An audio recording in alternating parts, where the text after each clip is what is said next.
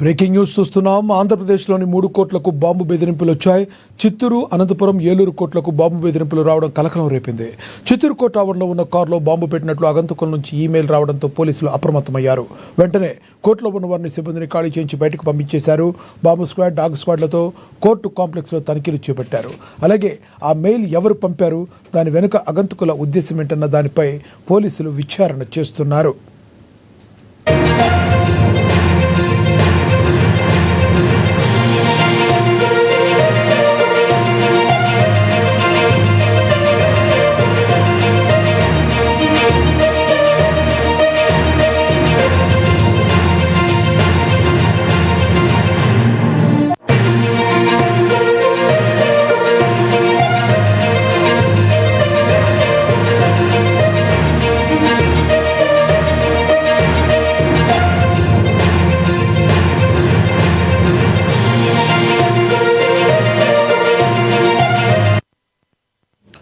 మరోవైపు అనంతపురం కోర్టుకు కూడా బాంబు బెదిరింపు ఇచ్చినట్లు పోలీసులు తెలిపారు. కోర్టులో ఆత్మహత్య దాడి జరుగుతుందని ఆగంతకుడు కాల్ చేశాడు. పోలీసులు బాంబు స్క్వాడ్ అప్రమత్తమయ్యారు.